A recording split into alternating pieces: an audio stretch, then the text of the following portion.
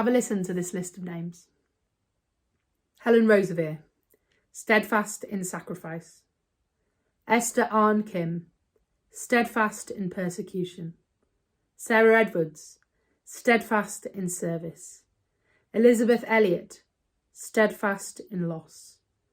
Corrie ten Boom, steadfast in darkness. Phyllis Wheatley, steadfast in revolution. Susanna Spurgeon, steadfast in suffering. Wenwei Che, steadfast in opposition. Catherine de Bourbon, steadfast in oppression. Lilias Trotter, steadfast in adversity. Hannah More, steadfast in controversy.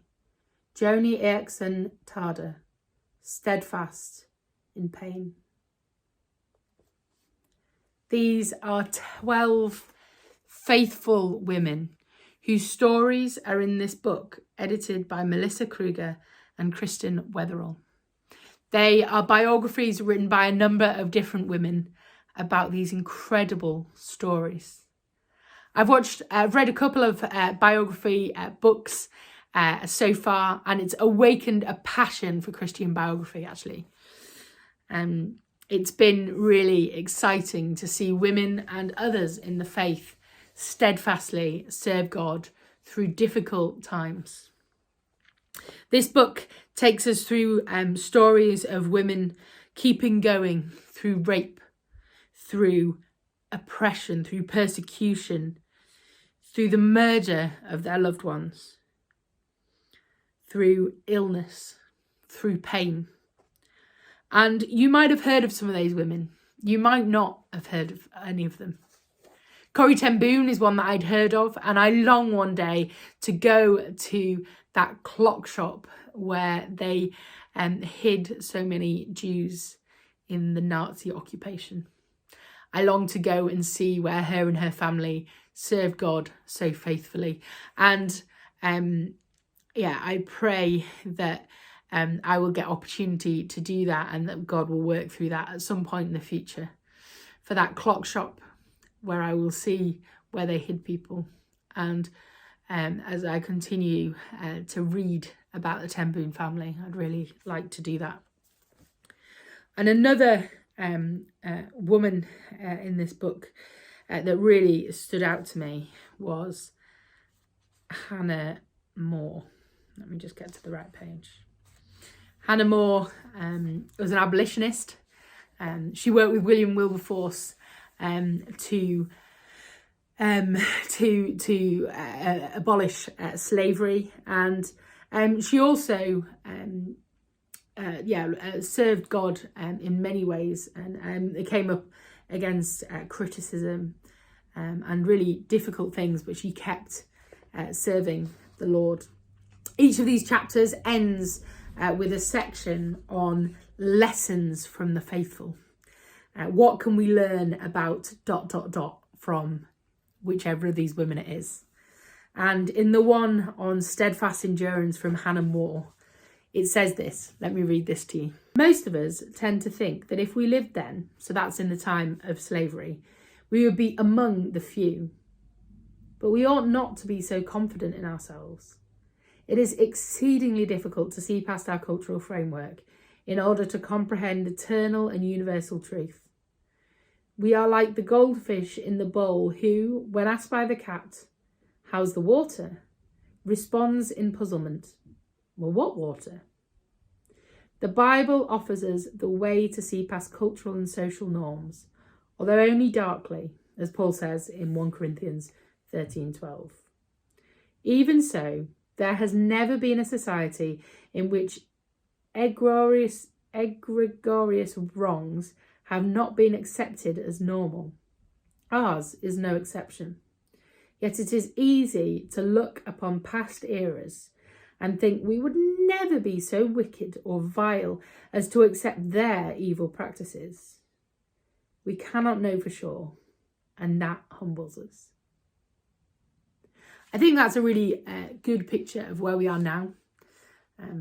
We're in a culture that says everybody before was terrible, and we don't see our blind spots.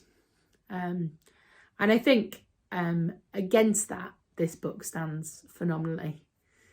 We see in history from hundreds and hundreds of years through these stories how standing firm for the Lord is difficult. And we see how horrific things have happened, and God's people have stood firm, but so many haven't. In the story from Wenwei Chair, she talks about standing firm in China through being arrested and pressured to denounce faith and standing firm.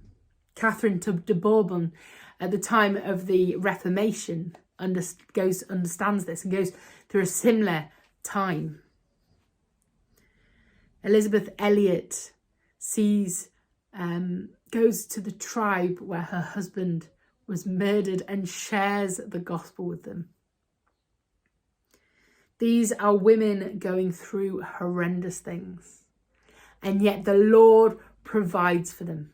The Lord sustains them, and they stand firm through them. This book has been really depressing at times and really hard at times.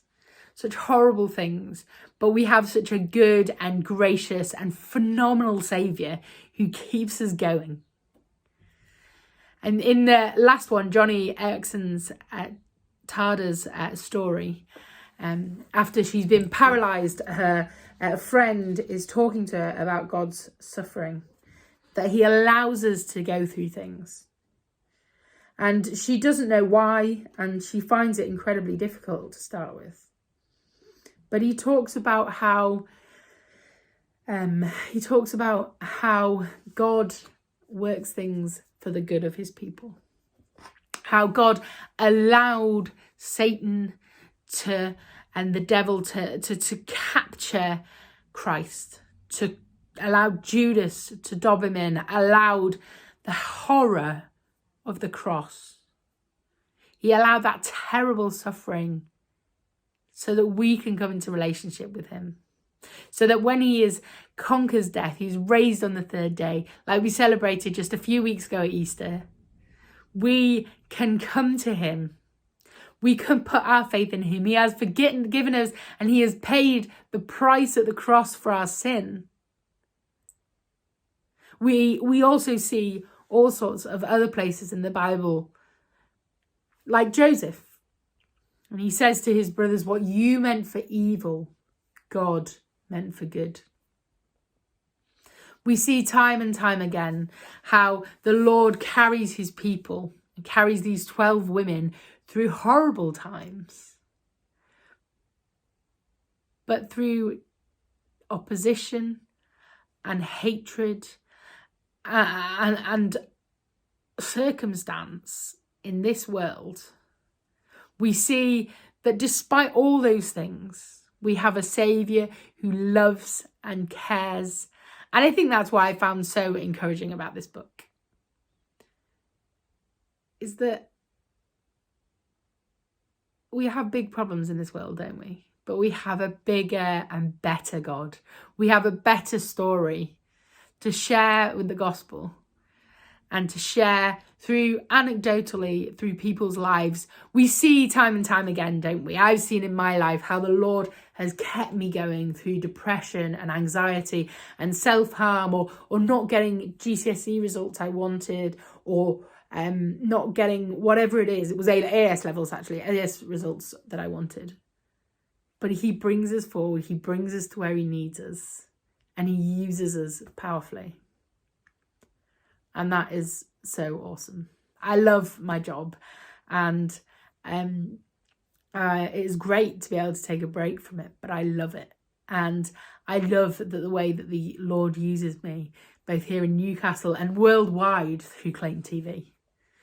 And through these, we see that the Lord works in our weakness. When I'm ill, or when I whatever it is, when I'm sinful, the Lord works. He works. It's not down to me. It's not down to what I do. That is both a great relief and a great excitement. The Lord is powerful and he does the work. He sustains us and keeps us going and uses us powerfully for his glory. And I just loved reading that in this book. I've loved finding out more. I'm a nosy person, I think that's fair to say. I love to hear about people. I love their stories. And actually, it's such an inspiration to hear the stories of women in the faith from hundreds of years, as well as the ones that I know. Anyway, have a good rest of your day and check it out. 12 Faithful Women. So worth a read. Have a good day.